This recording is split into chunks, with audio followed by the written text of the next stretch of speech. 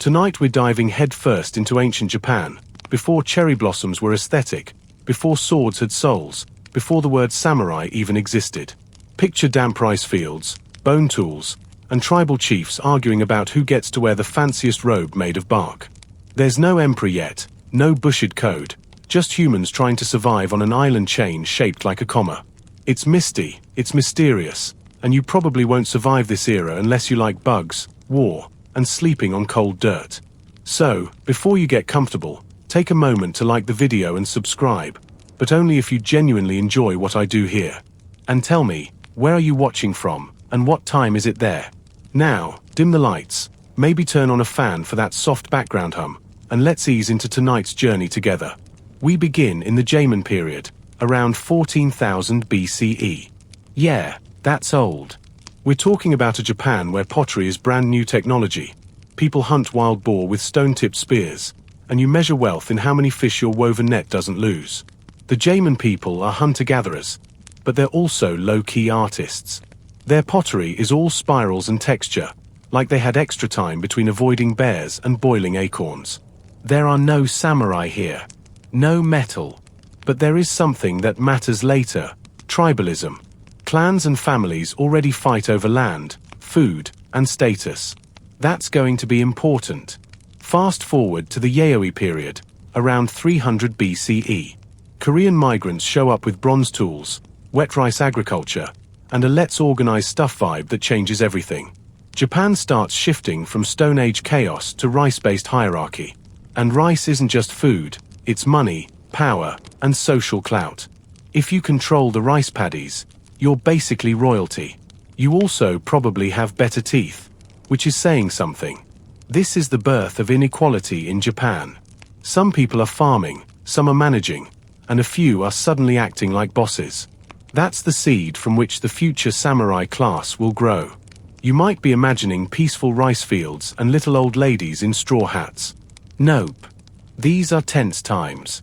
Bronze weapons are introduced. Burial mounds grow bigger.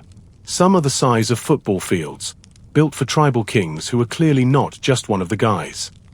And inside, mirrors, swords, and armor, imported or home-forged by early metallurgists who are basically the Iron Man of their day.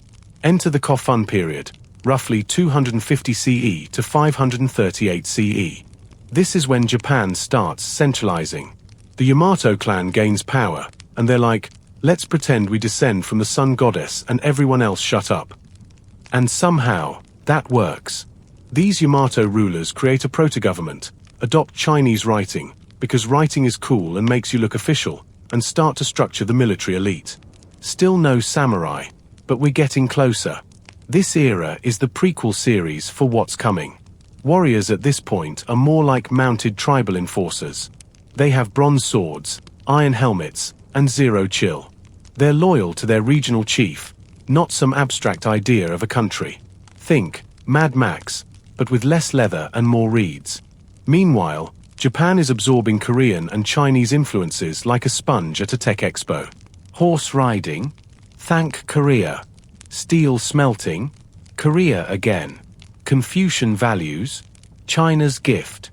And all of these elements swirl together into the bubbling pot that will soon boil over into the classical samurai age. A little fun fact: early Japanese armor is made of hardened leather and iron scales, laced together with silk cords.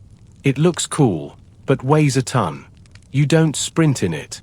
You pose. And pose they did, because appearance and intimidation already matter.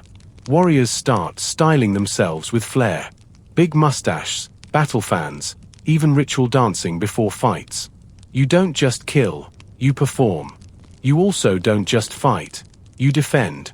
With rice becoming the currency of power, land suddenly matters more than ego. Villages build moats. Fortified manors pop up. These proto-castles become the forerunners of the samurai's later turf wars. And who defends them? Local warrior bands loyal to landowners. Still, it's messy. Allegiances change with the wind, and many warriors are essentially high-class thugs with a side hustle in farming. Nobody's writing poetry before duels yet, but the ingredients are all here: loyalty, land, ritualized violence. By the time Buddhism rolls in during the 6th century, shout out to Korean missionaries again, Japan's elite warrior class is already simmering. Buddhism brings new ideas about death, karma, and discipline, elements that'll eventually fuse with native Shinto beliefs into the spiritual cocktail that defines samurai ethics. But that comes later. Right now, you've got petty kings, early warlords, and land-grabbing clan leaders building power bases across the islands. Some are trying to look divine. Others just want more rice. Peasants do the farming. Warriors do the killing. And the gap between them is widening every year. And here's the kicker. The word samurai still doesn't exist. Not officially. It'll show up in a few centuries, derived from a verb that means to serve. But the people who'll wear that title, they're already being born, already learning to ride, already sharpening blades and swearing loyalty to men who'll someday call themselves daime. So next time someone says the samurai came out of nowhere, nope. They rose like slow smoke, from rice paddies, tribal skirmishes, and too many people chasing not enough land. The world doesn't invent warriors overnight. It raises them in mud. We're now somewhere in the 5th or 6th century CE, and Japan is starting to feel itself. The islands are buzzing with imported ideas, armored horseback warriors, and divine right drama. The Yamato court, those early rulers who claimed their ancestors literally came from the sun, are consolidating power, flexing hard, and building the kind of state structure that will give rise to Japan's full-blown aristocratic class. They even start keeping official records, which is a very we are now a nation kind of move. And you know what helps keep that image tight? Horses. Yeah. Horses are the status symbols of the day. If you've got one, you're either rich, a warlord, or someone who plans to become both. These animals, introduced via Korea, change warfare completely. No more scrappy foot soldiers with bamboo spears. Mounted warriors are the new apex predators of Japan's militarizing landscape. Let's talk about the Yamato for a sec. This clan doesn't just grab land and call it a day, they do something way more ambitious. They mythologize themselves. They commission texts like the Kojiki and Nihon Shoki, which are basically part genealogical record, part fever dream. In those scrolls, the emperor's bloodline traces directly back to Amaterasu, the sun goddess herself. It's propaganda, sure, but it's really good propaganda. And the people eat it up. It gives the rulers divine legitimacy and helps centralize the fractured tribal societies into something that vaguely resembles a unified kingdom. We're not at Japan yet, but the blueprint's being sketched. Meanwhile, across the sea, China's Tang dynasty is flexing as hard as ever. Their culture, bureaucracy, tech, and military tactics are basically the Harvard of East Asia. Japan looks over, strokes its chin, and starts copying homework. They import Confucianism for social hierarchy, Buddhism for spiritual cred, and Chinese writing so they can finally stop recording history through aggressive grunting and hand gestures. But this isn't just plagiarism, it's remixing. Japan doesn't swallow Tang China whole. It cherry-picks and adapts. The result?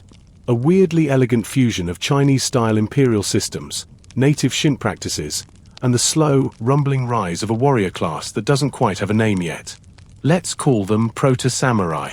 These guys aren't full-on katana-wielding haiku lovers yet, but they're getting close. They're trained in archery, horseback riding, and melee combat. They protect aristocratic estates and enforce tax collection. They're loyal to landowners or the court, whoever pays better. And yes, they're already thinking in terms of honor, even if they define it more like don't lose face by falling off your horse in front of people. By the 7th century, Japan's government creates something called the Ritsuri system, basically a centralized legal code modeled after Tang China's.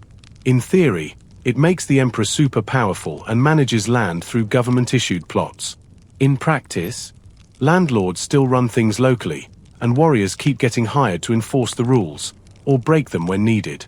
These landowners are often aristocrats from the capital or the sons of wealthy families sent out to collect tribute and civilize the locals. But they're not just sipping tea and quoting poetry. They bring muscle with them.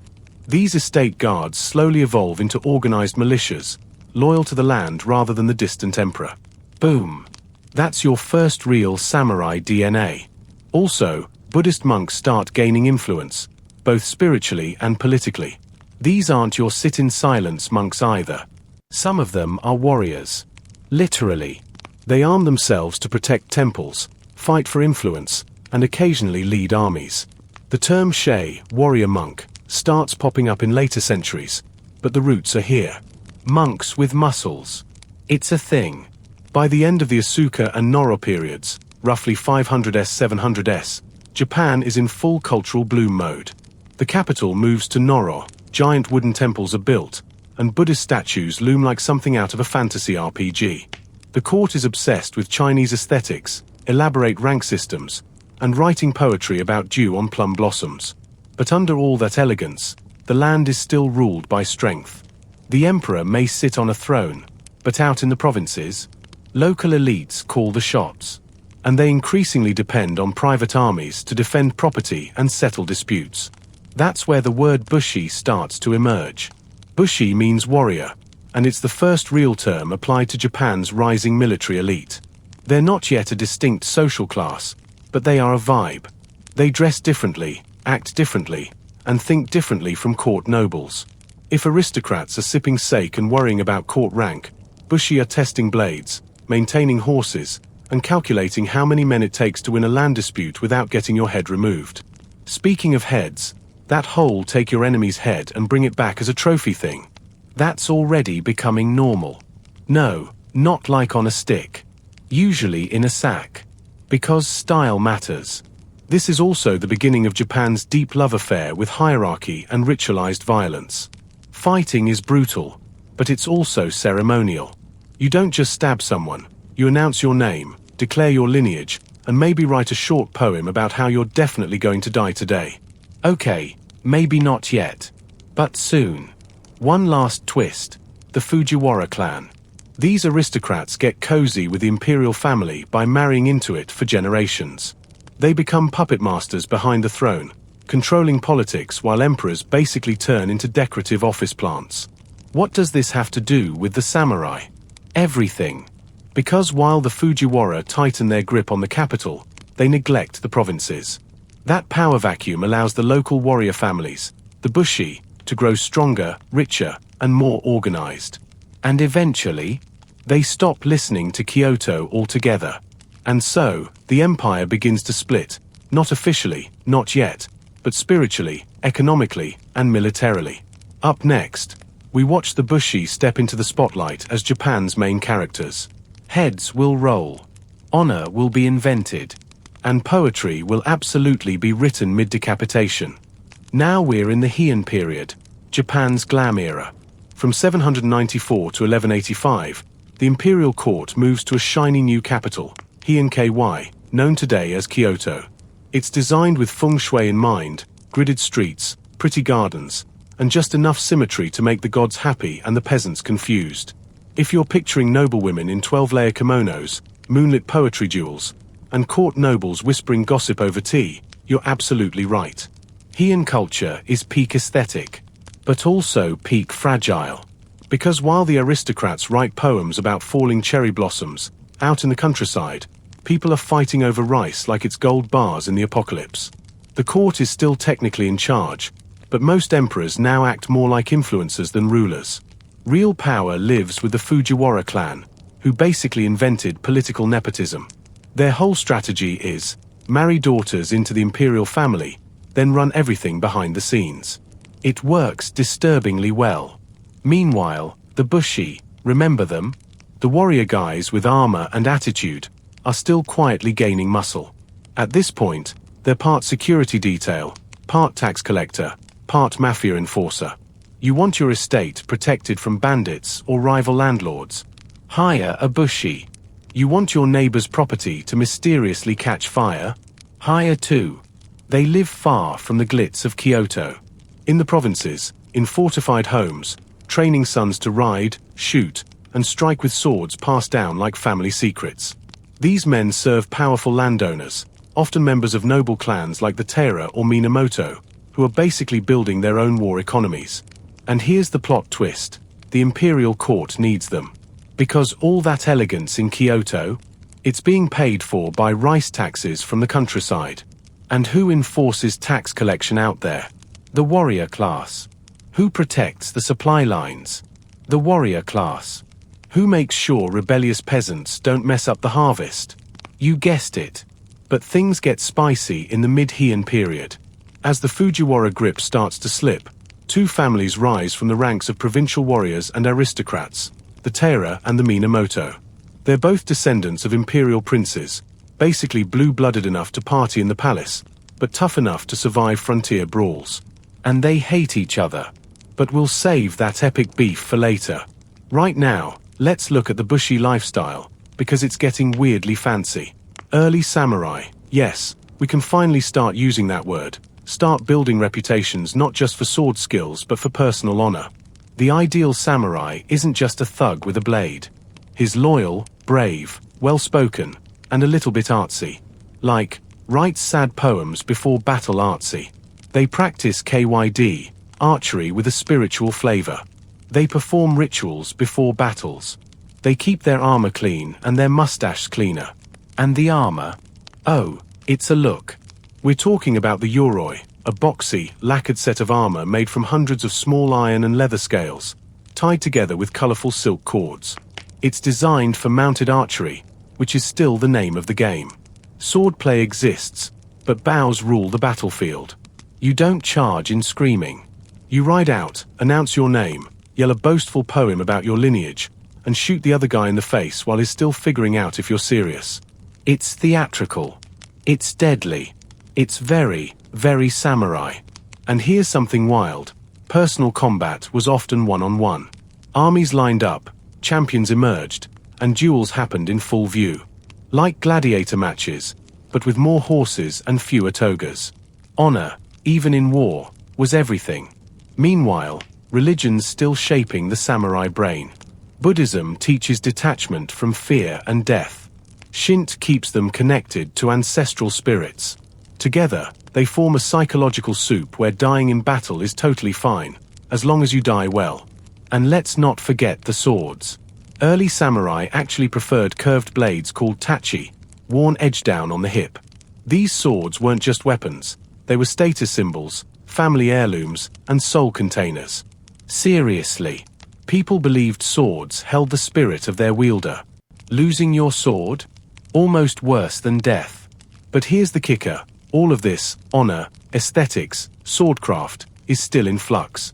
There's no official Bushido code yet. No rulebook carved in stone. Just traditions forming slowly, like fog over a rice field. Samurai are still a minority. Most people in Japan are peasants, toiling away for a piece of land and some millet. But the samurai? They're climbing the ladder, gaining land, status, and enough credibility to start bossing nobles around. And they're about to take center stage. Because court politics are breaking down.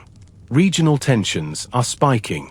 And when two clans decide to stop pretending and start slashing, you get the first major samurai civil war. But not yet. We're still in the last stretch of Heian elegance. The calm before the katana storm. Let's end with a mental image. A lone samurai stands under a moonlit sakura tree, sharpening his blade. Behind him, his lord's estate smolders from a bandit raid. He doesn't weep. He doesn't speak. He simply tightens his helmet, mounts his horse, and rides into the dark with the quiet conviction of someone who knows that tomorrow will be blood. That's the Heian warrior. Not yet legendary, but very, very close. Okay, strap in. We're about to watch two aristocratic families with way too much pride and not enough chill spiral into one of the most iconic bloodbaths in Japanese history. Taira versus Minamoto. Think Hatfields versus McCoys, if both families were armed to the teeth, backed by armies, and had ambitions of running an empire. This isn't a samurai rivalry, it's the full-blown feudal version of let's settle this on live TV. By the late Heian period, both clans have grown fat on favor from the imperial court. They've collected land, warriors, and influence like Pokemon cards. The Minamoto are based mostly in the east, tough, rugged, and provincial. The Taira, by contrast, are much closer to Kyoto. Sleek, sophisticated, flashy armor and polished manners. And both want the same thing, total dominance of Japan's political stage. The The powder keg lights in 1156 with something called the Gen Rebellion. It's one of those classic palace disputes where two rival claimants to the throne each ask for help, and suddenly you've got samurai killing each other on the palace lawn. The Minamoto back one side, the Taira back the other. Taira no Kiyomori, leader of his clan, emerges from the mess as the new top dog. He crushes the Minamoto, forces their leader into exile or execution, and basically goes, "Cool. Now I run the show." And for a while, he does. Kiyomori becomes the first samurai to hold real political power at court. He doesn't just swing swords, he swings influence. Appoints his family members to high posts.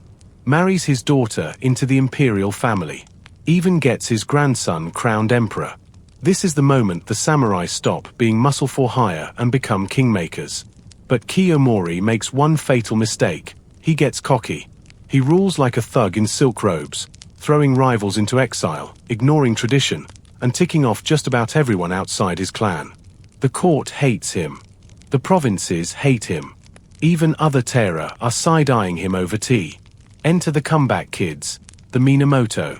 Led by Minamoto no Yoritomo, the exiled son of a defeated general, the clan starts gathering allies from all the disgruntled corners of Japan.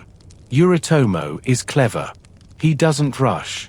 He builds his power base quietly in the east, in Kamakura, far enough from Kyoto to avoid immediate retaliation, close enough to strike when ready. In 1180, the emperor's cousin Prince Mochihito rebels against the Taira and calls on Yoritomo for help. That's all the excuse he needs. The Minamoto banners go up. Samurai across Japan choose sides. And just like that, the Genpei War begins. This is 5 years of some of the most dramatic, violent, and strangely poetic conflict in Japanese history. Armies clash across forests, rivers, plains. Samurai exchange arrows, insults, and sometimes single combat poems before slicing each other apart. Castles burn. Bridges collapse. And one of the most famous naval battles in samurai history unfolds, the Battle of Dan-no-Ura in 1185. Picture it. Hundreds of ships crammed into the narrow straits. Archers firing across decks. Samurai leaping from one boat to another, swords drawn, yelling family names at full volume like aggressive hype men. And in the center of it all, child Emperor Antaku, just 7 years old, sitting aboard the Taira flagship. When defeat becomes inevitable, his grandmother scoops him up, clutches the imperial regalia, sword, mirror, and jewel, and jumps into the sea. Yes, that actually happened. The Taira are wiped out. The Minamoto win. And Japan is never the same again. Because Minamoto no Yoritomo doesn't just bask in victory. He rewrites the game. In 1192, he convinces the court to grant him the title of Shogun, military commander of Japan. But here's the trick. The emperor still exists. Kyoto still does its ceremonial thing. But all actual power now flows through Kamakura, where Yoritomo sets up the country's first shogunate. This is the real birth of samurai government. No longer just land protectors or wandering swordsmen, the samurai are now the ruling class. They own land, enforce laws, and decide who lives or dies. And they don't need noble titles, they've got steel and rice. Yoritomo doesn't rule with charm. He's paranoid, calculating, and often cruel. But he's smart. He creates a network of military governors, called Shugo, and land stewards, JIT, to keep order across Japan. It's like samurai feudalism 101. The emperor still sits on his lotus throne, but is basically a well-dressed mascot now. What's wild is how fast the shift happens. One moment, the Taira are styling on everyone with aristocratic drama and court poetry. The next, the Minamoto are issuing military orders from a beach town and inventing bureaucracy with a blade in hand. And the samurai? They're everywhere now. No longer niche muscle. They are the system. They marry into noble families, acquire land by force or favor, and become the glue holding feudal Japan together. And for the next several centuries, they'll rise, fall, and reinvent themselves again and again. But we're getting ahead of ourselves. Let's close on this image. A Minamoto warrior, his armor streaked with seawater and blood, stands alone on the scorched deck of a Taira ship. Around him, arrows burn. Flags fall into the sea. The war is over. But he doesn't cheer. He just looks to the horizon, knowing that peace is the most fragile thing a sword ever forged. After the flames of the Genpei War settle, Japan enters a new phase. It's 1192, and Minamoto no Yoritomo, now Shogun, begins to shape a government unlike anything the islands have ever known. The imperial court in Kyoto remains. The emperor still performs sacred rituals, composes poetry, and represents the divine connection to the gods. But the real authority has moved east, to Kamakura. This shift marks the dawn of Japan's first shogunate. From this seaside town, far from the old aristocratic heartland, a new style of rule emerges. One that places warriors, not courtiers, at the center of national power. Yoritomo governs with discipline and caution. He knows better than to let victory make him reckless. The systems he puts in place are clear, methodical, and surprisingly modern. His appointed officials, the Shugo, military governors, and JIT, estate stewards, are placed across the provinces. Their job is to collect taxes, maintain order, and manage the estates of the shogunate supporters. These roles are the backbone of a new samurai-led bureaucracy. The Kamakura shogunate doesn't erase the emperor or the ancient traditions. Instead, it layers a military regime over them. In theory, the emperor reigns. In practice, the shogun rules. Daily life for samurai families also begins to change. Warfare is no longer just a matter of clan loyalty and duels. It becomes a matter of administration, land rights, and inheritance law. Land is wealth, and disputes over land ownership become frequent. Samurai are expected to manage property, raise warriors, and maintain loyalty to their lord. The sword remains a symbol of their status, but writing, legal knowledge, and political awareness become increasingly important. Still, the image of the samurai as warriors persists. Martial training remains essential. Boys are raised to ride horses, shoot arrows, and wield swords. Honor and loyalty, while not yet formalized into a codified bushid, are already central to the samurai worldview. A samurai's reputation, his name, his deeds, his family's history, matters as much as his combat skills. In the midst of this structural transformation, Buddhism also continues to evolve in Japan, particularly in the lives of the samurai. Zen Buddhism, with its focus on discipline, meditation, and direct experience, begins to take root. Though it won't become dominant for some time, its quiet influence begins to shape the mindset of the warrior class. The idea that life is impermanent, that death can arrive in a single stroke, begins to merge with the warrior's acceptance of fate. This spiritual outlook will later give samurai a remarkable sense of calm in the face of death. But peace, as always, is temporary. In 1221, just a few decades after Yoritomo's death, the imperial court attempts to push back. Emperor Go-Toba launches the JKY War, trying to reclaim power from the shogunate. It fails. The Kamakura government crushes the rebellion swiftly, and in its aftermath, the imperial family loses what little influence it had left. In a strange twist, the victors show restraint. Rather than punish the emperor severely, they exile him. The shogunate prefers symbolic subjugation over total destruction. It's a statement: we rule, but we do not erase the traditions of the past. Still, cracks begin to form within the new regime. Yoritomo's death leaves a power vacuum. His sons are young and politically weak. Into that vacuum steps the HJ clan, who had been Yoritomo's in-laws. Acting as shikken, regents, the HJ effectively take control of the shogunate while maintaining the appearance of Minamoto rule. The HJ govern with caution, establishing a council of state and refining the legal codes. The Goseibai Shikimoku, a legal code issued in 1232, becomes the first formalized samurai law. It focuses on moral conduct, land disputes, inheritance, and loyalty, a written framework to manage a warrior society. It reflects a growing awareness that force alone cannot govern a nation. Order must come from clarity, not just fear. But even with a functioning system, life in Kamakura is hard. Samurai are landowners, but many are not wealthy. The cost of maintaining armor, horses, and weapons is high. Many rely on stipends or the hope of future rewards from battle to sustain their households. And as land becomes more fragmented through inheritance, disputes grow. Lawsuits over land ownership multiply.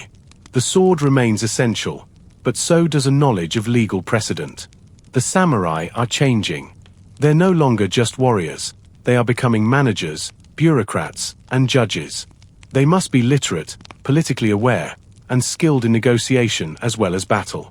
A samurai who cannot defend his land in court is as vulnerable as one who cannot defend it with steel.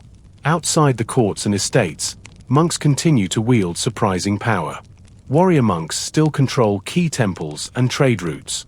Some are aligned with powerful clans, others operate independently. Religion is never far from politics in this era. Yet for a time, the system holds. The Kamakura shogunate offers Japan something it hasn't had in centuries: a degree of stability. Not peace exactly. There are always local skirmishes, family feuds, and power plays, but the structure works. Samurai know their place. Landowners understand their rights. The shogunate keeps the imperial court intact, allowing tradition to continue while firmly controlling real power. But all of this, the stability, the balance, the careful bureaucracy, is about to be tested. Not by a rival clan, not by a rebellious emperor, but by a force entirely outside Japan. A storm is coming from the continent. And with it, the Mongols. In the late 13th century, as Japan settles into its samurai-led rhythm, a storm brews far to the west, rising not from the sea, but from the vast grasslands of Asia. The Mongol Empire, under the rule of Kublai Khan, is expanding rapidly. Cities fall, kingdoms vanish, and empires crumble before the relentless march of Mongol cavalry and siege engines. Kublai, the grandson of Genghis Khan, sets his eyes on Japan, a small island nation that has, until now, existed mostly beyond the reach of continental conquest. At first, he sends polite letters. In 1268, Mongol envoys arrive in Dazaifu, the administrative center of Kyushu, bearing messages for the Japanese court. The tone is clear: submit to Mongol authority and avoid war. The Japanese shogunate, now led by the HJ regents, refuses to respond. No message is sent back. No audience is granted. To the Japanese, this silence is strength. To the Mongols, it's an insult. Kublai doesn't take it lightly. He begins preparations for an invasion. In 1274, the first Mongol fleet sets sail. Nearly 900 ships carry around 30,000 troops, including Mongol, Korean, and Chinese soldiers. They land on Tsushima and Iki Islands, slaughtering defenders with brutal efficiency. Samurai who rush to meet them are shocked by what they see. The Mongols fight nothing like traditional Japanese warriors. Instead of duels and formal declarations, they use coordinated group tactics, thunderous drums, explosive gunpowder bombs, and overwhelming volleys of arrows. They march in unison. They shout. They terrify. Samurai ride out, one by one, calling their names and waiting for single combat. The Mongols respond with flanking maneuvers and blunt, organized violence. It's a culture clash, one side expecting ritualized warfare, the other delivering raw efficiency. The Mongols reach Hakata Bay in Kyushu and begin to push inland. Japanese forces hold them off through sheer grit and desperation. But just as the invaders seem poised to dig in and establish a beachhead, nature intervenes. A violent typhoon lashes the coast. Mongol ships, unaccustomed to the sudden fury of Japanese storms, are torn apart. Thousands drown. The survivors retreat, scattered and shaken. Japan survives the first Mongol invasion, not through might, but through weather. The typhoon becomes legend. It's soon dubbed the kamikaze, divine wind. Many believe the gods themselves had intervened to protect Japan. The samurai see this not only as a miracle, but as a validation of their role as defenders of the realm. The shogunate, however, does not take the near disaster lightly. They prepare for the inevitable second wave. Over the next several years, massive defensive walls are built along Hakata Bay. Samurai across the country are put on alert. Supply chains are fortified. Watchtowers rise. The cost is enormous. And unlike traditional warfare, where land or loot could be taken as reward, fighting the Mongols offers no such gains. Many samurai serve without compensation, a growing sore point in a society built on land-based loyalty. In 1281, Kublai Khan returns, this time with an even larger force. Over 140,000 troops sail toward Japan aboard more than 4,000 ships. It's the largest amphibious invasion in history until D-Day. The Mongol strategy is to land in waves, establish a foothold, and conquer quickly. But the Japanese are ready. At Hakata Bay, the defensive walls hold. Samurai forces are more coordinated, no longer waiting for ritual combat. Night raids harass the Mongol encampments. Ships are boarded under moonlight. Still, the size of the invasion force is daunting. Mongol numbers threaten to crush resistance by sheer volume. Then, once again, a typhoon strikes. Even worse than the last. For 2 days, violent winds tear through the fleet. Hundreds of ships break apart. Troops are hurled into the sea. Survivors stagger ashore only to be cut down. Of the massive invasion force, fewer than half make it home. For a second time, Japan is spared by weather. And the concept of kamikaze solidifies in the national psyche, not just as a storm, but as sacred protection. The idea that Japan is shielded by divine forces begins to seep into culture, religion, and later, military identity. But victory leaves scars. The shogunate has spent nearly a decade preparing for war, financing defense, and mobilizing samurai. Yet there are no conquered lands to distribute, no spoils to hand out. Many warriors return home exhausted and unrewarded. Resentment simmers beneath the surface. To maintain control, the HJ shogunate tightens its grip. They enforce stricter laws, censor criticism, create more bureaucratic oversight. But this brings its own problems. The government grows top-heavy. Corruption creeps in. Local lords, the daimyo, begin to question the value of a central authority that demands so much and gives so little in return. The Mongol invasions may have failed, but they leave Japan deeply strained. The illusion of shogunate invincibility has cracked. Economic hardship spreads. Land disputes rise. Samurai begin to look less like guardians of national honor and more like overworked, underpaid landlords with swords. And through it all, the imperial court still exists, quiet, ceremonial, marginalized, but watching. By the early 14th century, tensions will explode again. But this time, not from across the sea.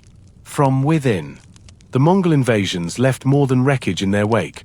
They left a country tense, tired, and brittle. The shogunate, once the firm hand of military rule, is now caught between the weight of its own bureaucracy and the growing frustration of the samurai class it depends on. It's the early 1300s, and the Kamakura shogunate is losing its grip. Samurai across the provinces, especially those who fought in the Mongol campaigns, begin to voice their discontent.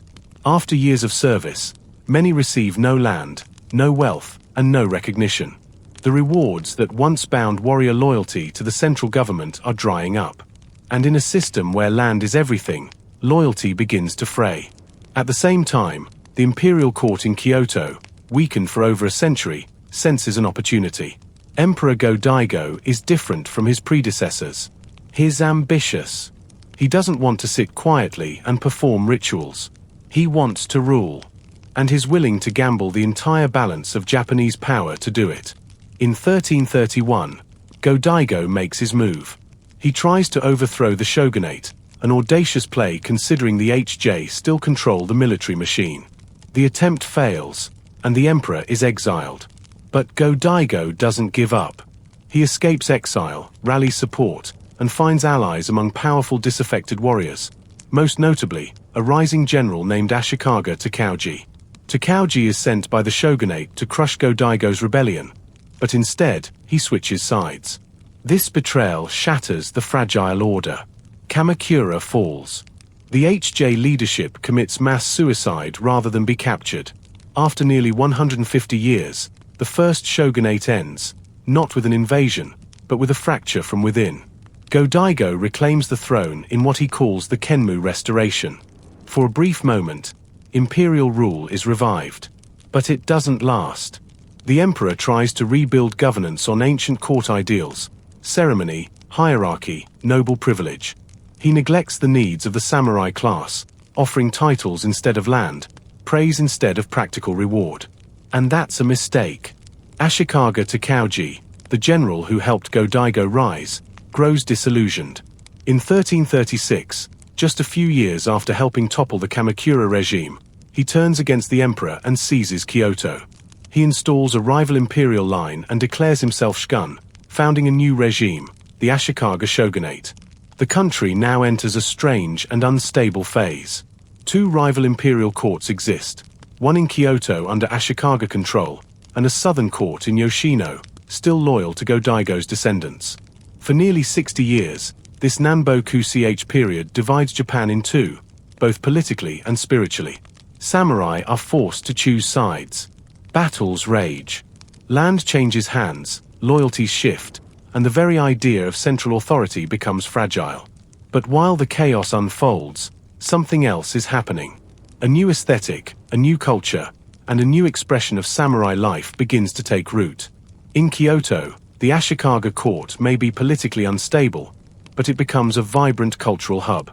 The second Ashikaga shogun, Yoshimitsu, builds the Kinkaku-ji, or Golden Pavilion, a shimmering lakeside temple that captures the new spirit of the age, a mix of elegance, impermanence, and martial taste. This is the age of Zen. Zen Buddhism, once a marginal sect, now becomes deeply influential among the warrior class. Its teachings, discipline, clarity, acceptance of death, resonate with the daily risks of a samurai's life. Meditation, garden design, ink painting, and the austere rituals of the tea ceremony become woven into the cultural identity of the elite. The sword remains important, but so does stillness. A samurai of this era is no longer just a fighter. He may sponsor temple construction, practice calligraphy, study landscape painting. He learns that control over the self is as important as control over others. Yet beneath this cultural refinement, the country is drifting. The Ashikaga shogunate never has the tight control that Kamakura did. It leans heavily on alliances with powerful regional lords, the daimi, who manage their own provinces like miniature kingdoms. Over time, these daimi become nearly autonomous. Local power grows. Central order weakens. By the mid-15th century, tensions boil over in Kyoto itself. A succession dispute within the Ashikaga family sparks the Nin War, 1467 to 1477. It begins as a battle over shogunal succession, but quickly explodes into a citywide conflict that destroys large portions of Kyoto. More importantly, the war fractures the fragile web of alliances across the country. When the fighting ends, there is no clear victor, just a nation in pieces. With central power shattered, the age of civil war begins. This marks the transition to the Sengo period, a century-long era of constant conflict and shifting allegiances. But even as order crumbles, the cultural legacy of the Ashikaga era remains. Zen simplicity, refined aesthetics, and the ideal of the warrior as both soldier and philosopher. In this moment of paradox, beauty born from violence, calm amid collapse, the samurai identity continues to evolve. Let's pause with a quiet image. A lone samurai walks through the charred remains of Kyoto's temples. His sword is sheathed. His eyes are tired. In his sleeve is a folded paper poem, 6 lines about the moon and a plum blossom, written for no one but himself. Even in the ruins, he practices stillness. Even in war, he remembers grace. By the time the 16th century rolls in, Japan is no longer a unified country. It's a chessboard of warlords, broken alliances, and endless betrayals. This is the Sengo period, often translated as the Warring States era, and it's exactly what it sounds like: chaotic, violent, and utterly transformative. There is no true central government. The Ashikaga shogunate still exists in name, but its influence is paper-thin.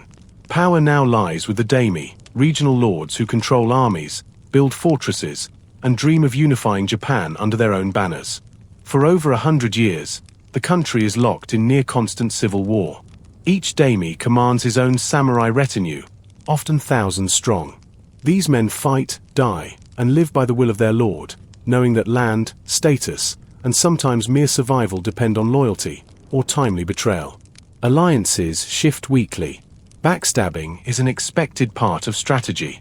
Even families aren't immune. Brothers turn against brothers, sons rebel against fathers. But the war isn't mindless. It breeds innovation. This is when castle building becomes an art form. Earlier fortresses were wooden and small, designed more for show than siege. Now, stone foundations rise. Towers overlook valleys. Moats deepen. Defensive architecture becomes a science. Castles aren't just homes for lords. They're symbols of power, centers of administration, and critical military hubs. And while swords remain symbols of honor, the battlefield changes dramatically. Enter the arquebus, a Portuguese matchlock firearm introduced to Japan in 1543. Foreign merchants, shipwrecked on the island of Tanegashima, bring with them a new and terrifying weapon. The Japanese adapt quickly. By the late 1500s, entire armies wield muskets, and tactics evolve overnight. The idea of single combat gives way to massed infantry fire, coordinated charges, and strategic use of terrain. This shift forces samurai to rethink warfare. Honor doesn't mean much against a bullet. Armor is redesigned to absorb or deflect shot. Samurai begin to act more like generals and less like individual heroes. The age of mounted archers and dueling champions is giving way to organized infantry and battlefield discipline. But even as warfare modernizes, the image of the samurai remains steeped in tradition. Loyalty, bravery, and personal valor still shape how warriors live and how they die. Seppuku, or ritual suicide, becomes a formalized practice, an act of atonement, protest, or ultimate loyalty. The blade, even in the face of guns, still holds deep meaning. And where there's chaos, there's room for shadows. This is the age when ninja enter popular imagination. Covert agents, saboteurs, spies. While their actual history is more grounded than fiction suggests, these figures are very real. Trained in unorthodox warfare, espionage, and infiltration, ninja are employed by daimyo for missions that honor-bound samurai won't touch. They come from the mountainous IGA and KGA regions, blending martial skill with cunning and stealth. They don't wear black pajamas, and they definitely don't vanish in a puff of smoke, but they do mark a new dimension of warfare in Japan, the power of intelligence, deception, and psychological pressure. As the country continues tearing itself apart, a few key figures begin to rise from the chaos. The first is Oda Nobunaga. Born into a minor clan, Nobunaga becomes a military visionary. Ruthless, unorthodox, and brilliantly strategic, he doesn't just win battles, he rewrites how they are fought. He's one of the earliest daimyo to fully embrace firearms. At the Battle of Nagashino in 1575, he arranges his arquebusiers behind wooden stockades and fires in rotating volleys, cutting down cavalry like grass. He doesn't cling to tradition, he breaks it. Nobunaga also wages war on Buddhist warrior monks, particularly the powerful Iko-Iki, a movement of peasant samurai monk coalitions who resist samurai rule. He burns monasteries, crushes rebellions, and centralizes power with terrifying efficiency. His goal isn't just to unify Japan, it's to dismantle the old systems that keep it fractured.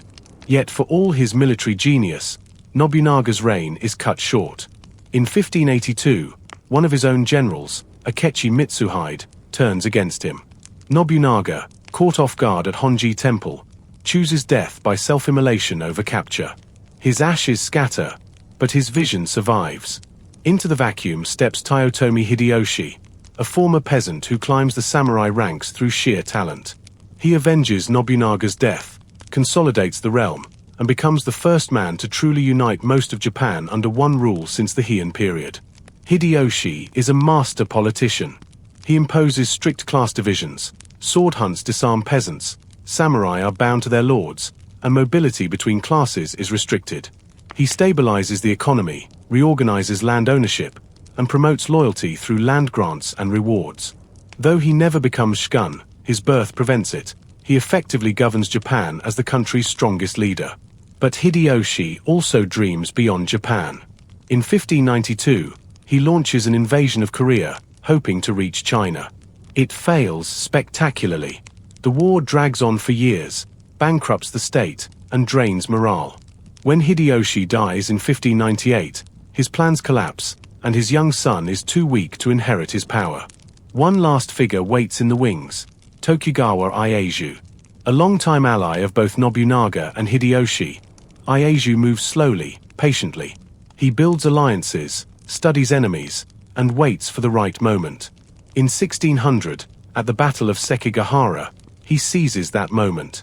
His army triumphs over rival factions, and in 1603, he is granted the title of shogun. A new era begins. But before we go there, pause and look around. The Sengo period wasn't just a 100-year war. It was a crucible that reshaped Japan's political, military, and cultural soul. Samurai adapted, endured, and transformed. They went from horseback archers to field commanders, from local enforcers to national rulers. They became more than warriors. They became the structure of Japan itself. The Sengo period ends not with peace, but with dominance. After more than a century of near-constant warfare, Japan is tired. Battle-worn daimyo kneel to the new master of the land, Tokugawa Ieyasu. In 1600, his forces win the Battle of Sekigahara, the most decisive military engagement in Japan's history. The battlefield is a tangle of smoke, banners, and betrayals, exactly what you'd expect after generations of shifting loyalties. But Ieyasu's victory isn't just military. It's psychological. The other warlords now understand, he is not just powerful, he's inevitable. 3 years later, the emperor grants him the title of shogun. And just like that, a new government is born, the Tokugawa shogunate. Ieyasu doesn't just rule. He plans. He understands better than anyone that Japan doesn't need more brilliant generals. It needs a system strong enough to outlast ambition. So he builds it, brick by brick, law by law. What follows is one of the most rigid, orderly, and enduring regimes in Japanese history. First, he reorganizes the daimyo. Lords are classified into strict tiers: Fudai, those who had long supported Tokugawa, and Tazama, those who joined later or hesitated. The most loyal get prime real estate near the capital. The suspicious ones are kept far from power centers, often assigned harsh terrain or unprofitable lands. It's strategic paranoia at its finest. To prevent rebellion, he creates a system called Sankinkei Tai, alternate attendance. Every daimyo must spend every other year in Edo, modern Tokyo, the new capital, and leave their families behind when they return to their domains. Think of it like mandatory political hostage-taking, wrapped in ritual. The expenses are crushing. Travel, retinues, luxurious Edo estates, it all adds up. But that's the point. The daimyo are too busy paying for appearances to fund revolts. And what of the samurai? They've fought for centuries. Their identity is built on war, loyalty, and land. But now, there are no more wars. No more land to conquer. The sword, once a daily tool, becomes more ceremonial. Many samurai now serve as bureaucrats, scribes, or tax officials. It's a massive shift, from blood to ink. Their stipends, paid in rice, depend on their position in the hierarchy. But inflation, poor harvests, and government mismanagement often mean those stipends fall short. Samurai begin moonlighting, teaching, guarding, even farming, which traditionally had been beneath their class. Some slip into poverty. These are the RNin, masterless samurai, often romanticized but frequently desperate. Still, the Tokugawa regime doesn't just focus on control. It also cultivates culture. Edo becomes a booming metropolis. Kabuki theater thrives. Woodblock prints depict famous actors, sumo wrestlers, and samurai legends. Townspeople, merchants, and artisans form a lively urban culture, distinct from the austere world of the samurai. Meanwhile, the Neo-Confucian ideology is promoted at the highest levels. It reinforces hierarchy. Every person has a place, a duty, a role. Samurai are still at the top, just now more moral guardians than military leaders. Bushido, the way of the warrior, starts to crystallize not as a battlefield code, but as a philosophical system. Curiously, this is also when foreign contact shrinks dramatically. After some unsettling Christian uprisings, most famously the Shimabara Rebellion in the 1630s, the Tokugawa shogunate decides enough is enough. Christianity is banned. Foreigners are expelled. Japanese citizens are forbidden from traveling abroad. The Sakoku policy, closed country, locks Japan in tight isolation for over 2 centuries. Only a few Dutch and Chinese merchants are allowed to trade, and only from a tiny man-made island in Nagasaki harbor called Dejima. This isolation preserves Japanese culture from European colonization, but it also slows technological advancement.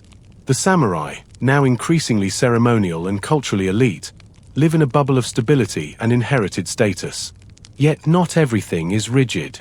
Within their defined roles, people still innovate. Art, poetry, calligraphy, tea ceremony, these flourish among the samurai class. The sword becomes less a tool of war and more a symbol of soul. Elaborate fittings, ornate scabbards, and folded steel transform it into an heirloom. And then, of course, there are exceptions. You might have heard of the 47 Renin, a legendary group of samurai who avenged their lord's death even though it meant their own. Their story, based on a real event from 1701 to 1703, becomes the ultimate tale of loyalty and honor. The shogunate orders their execution for defying the law, but they're also praised for upholding the samurai code. It's a moral paradox that defines the era. In many ways, Tokugawa's system works. For over 250 years, Japan sees no large-scale wars. Cities grow. Education spreads. Roads are built. Farmers prosper. Peace becomes the default. But peace, too, can carry tension. By the 1800s, the cracks begin to show. Rigid class systems make social mobility impossible. Merchants, officially the lowest class, are actually richer than many samurai. Samurai, burdened by outdated privilege, fall into debt. And beneath it all simmers a quiet question. How long can a society run on rituals designed for a world that no longer exists? Still, for now, the Tokugawa shogunate holds. A vast, orderly machine powered by rice, ceremony, and paperwork. The samurai stand at its heart, not as conquerors, but as keepers of tradition. Their blades may be sheathed, but their image, poised, proud, and wrapped in centuries of discipline, remains untouched. By the dawn of the 19th century, Japan remains locked in its self-imposed isolation, but outside forces are stirring that will shake the foundations of Tokugawa rule and the samurai class itself. The world beyond Japan's shores has transformed dramatically. The Industrial Revolution is churning out ships, guns, and technologies the samurai could scarcely imagine. Meanwhile, Western powers are expanding their reach, carving up Asia like a giant chessboard. Then, in 1853, a black wooden ship with towering sails and thunderous cannons appears in Edo Bay. It's the USS Mississippi, led by Commodore Matthew Perry, and it's here to say, politely but firmly, open your ports. Perry's arrival is like a thunderclap. Japan has had limited contact with foreigners for centuries, but now an American fleet demands trade, diplomacy, and access, or else. The shogunate is stunned. Opening the country threatens everything. The tightly controlled order, the samurai's privileged position, the isolation that has defined the era, all could unravel in an instant. Some samurai and officials argue for compromise, seeing the need to adapt. Others demand resistance, clinging to old ideals of honor and independence. The resulting treaties, unequal and humiliating, force Japan to open several ports to foreign trade. This sparks economic turmoil, social unrest, and political chaos. Samurai, once the unchallenged rulers, find their world shifting beneath their feet. Some samurai become nationalists, determined to expel the foreigners and restore the emperor's power. They rally around the slogan Sonji, revere the emperor, expel the barbarians. These activists reject the shogunate as weak and corrupt. Others see that Japan must modernize to survive. Among these is Seg Takamori, a samurai from the south, who initially supports reform but later leads a rebellion when changes go too far. Meanwhile, young samurai from Satsuma, CHSH, and Tosa domains band together, pushing to overthrow the shogunate and restore imperial rule. This internal conflict spirals into the Boshin War, 1868 to 1869. It's a brutal civil war pitting traditionalist forces loyal to the shogunate against a coalition supporting the emperor. Battles rage from the streets of Kyoto to the frozen north. In 1868, the Tokugawa shogunate officially dissolves. Power returns to the emperor in what's called the Meiji Restoration. But this restoration is less about returning to the past and more about tearing it down to build anew. The samurai class faces a stark choice: adapt to the new world or fade away. The Meiji government wastes no time. The High Tray Edict of 1876 bans samurai from carrying swords in public, a symbolic and literal cut to their identity. No more deish, no more walking the streets with the twin swords that once proclaimed status and honor. They are officially stripped of their privileges, their stipends are slashed, and many are forced to find new livelihoods as bureaucrats, farmers, or businessmen. Some samurai resist fiercely. The most famous example is the Satsuma Rebellion of 1877, led by Seg Takamori himself. A last stand for the old way, the rebellion is eventually crushed, but it burns bright as a symbol of samurai resistance and tragic loss. With the rebellion's defeat, the samurai era effectively ends. Yet their legacy is far from over. The new government adopts Western-style military organization, conscripting commoners and professional soldiers alike. But many samurai traditions, discipline, loyalty, martial spirit, infuse the modern Japanese army. Bushido evolves into a national ethic, inspiring not only soldiers but the entire society. The sword remains a cultural icon, a bridge between past and present. Even as samurai swords become collector's items, museums, and legends, the image of the samurai continues to shape Japanese identity and global imagination. By the early 20th century, the samurai are gone as a social class, but their story is everywhere, in literature, film, and public memory.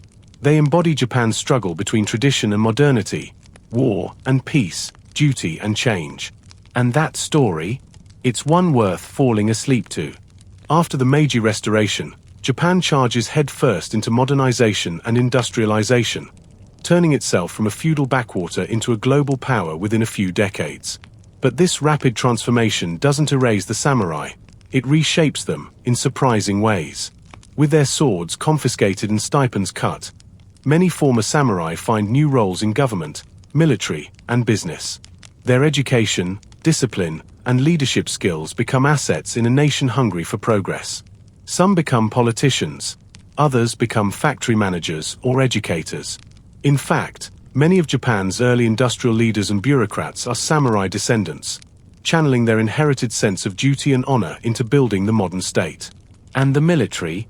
The Imperial Japanese Army and Navy consciously model themselves on Western powers, but they also borrow heavily from samurai values. The Bushido Code is reframed as a nationalist creed, promoting loyalty to the emperor, courage, and sacrifice. This new ideology helps mold soldiers who see themselves as heirs to the samurai tradition, even if their weapons have changed from katana to rifle. But this reinvention comes with contradictions. Samurai ideals of honor and loyalty sometimes clash with the realities of modern warfare, nationalism, and imperial ambition. The romanticized image of the samurai becomes a powerful propaganda tool, especially during Japan's expansion in the early 20th century. At home, the samurai's cultural influence thrives through literature, theater, and, later, film. Stories of heroic samurai battles, tragic loyalty, and moral dilemmas capture the public's imagination.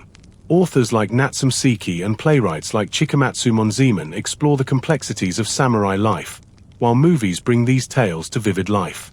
Yet, even as samurai legend grows, the reality for many former warriors is more mundane. Some struggle financially, others feel alienated in a society that prizes wealth and innovation over lineage. The samurai ideal, stoic, honorable, loyal, sometimes feels out of place in the rapidly changing Meiji era.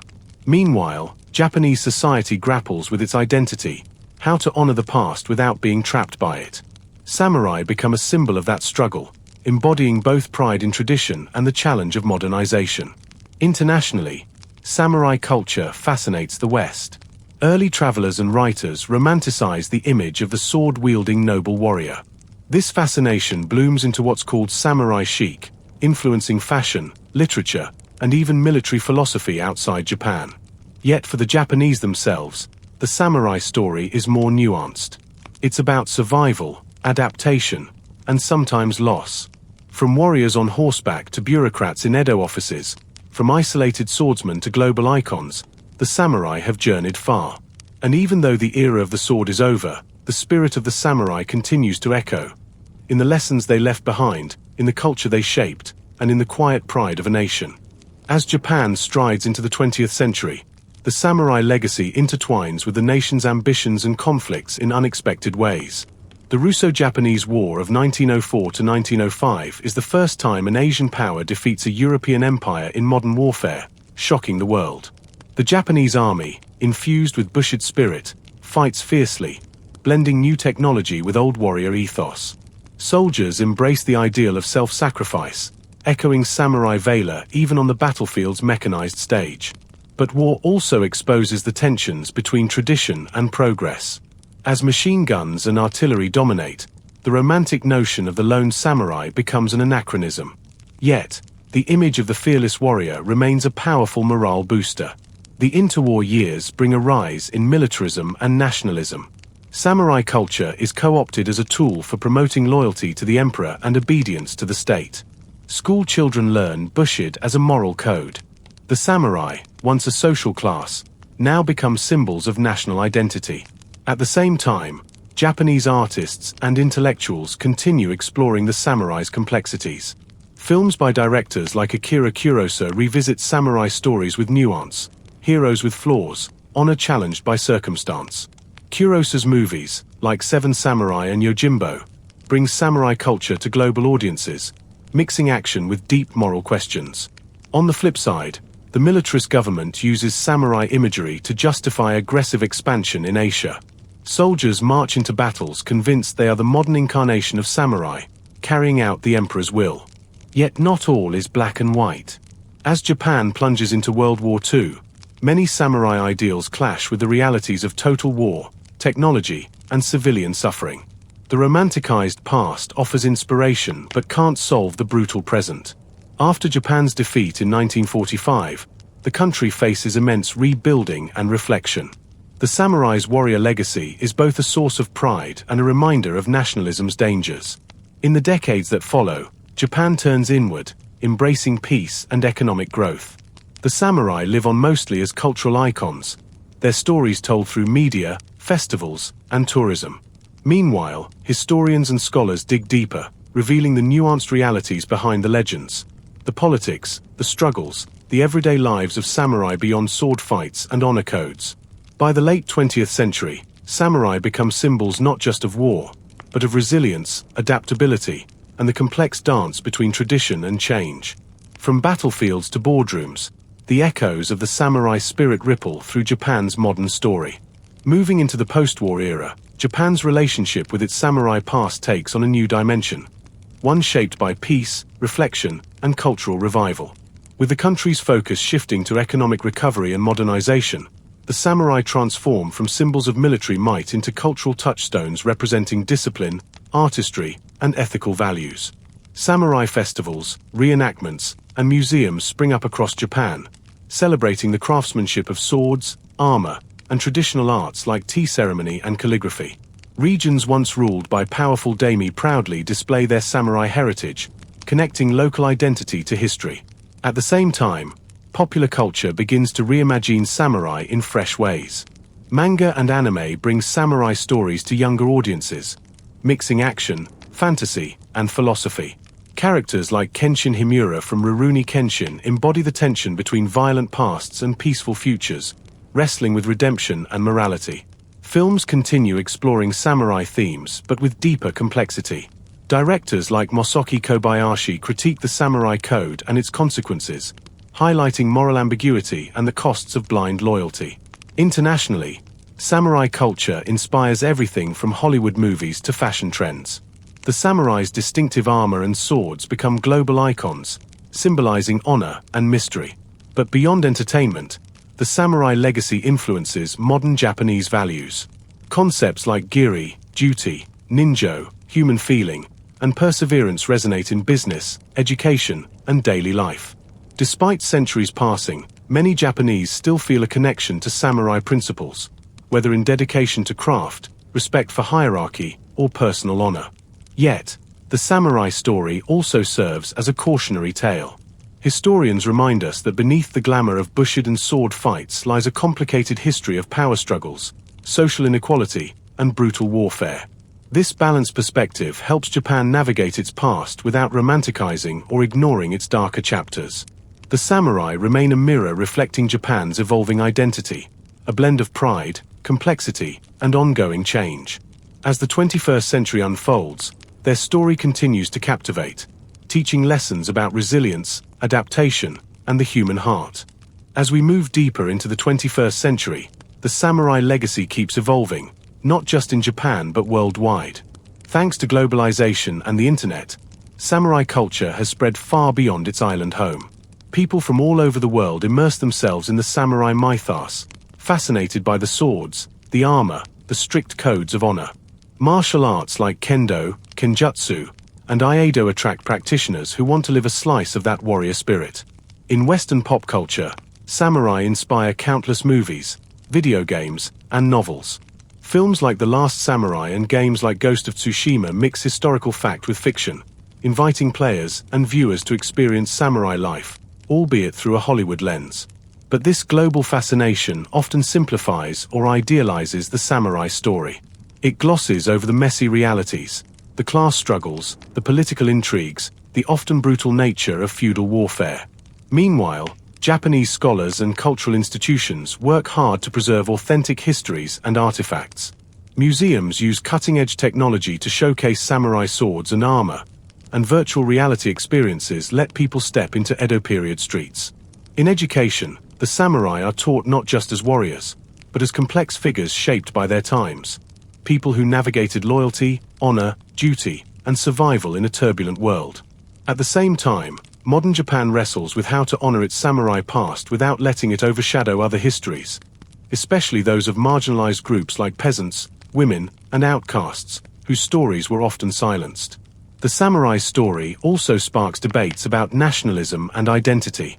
Some worry that romanticizing the samurai could fuel exclusionary or militaristic attitudes. Others argue that understanding samurai values can help build a society grounded in discipline and respect. What's clear is that the samurai remain a living part of Japan's culture, not frozen in the past but constantly reinterpreted to fit new contexts. They remind us how history is never just history. It's a conversation between the past and present. And through that conversation, the samurai keep teaching us about courage, honor, and change.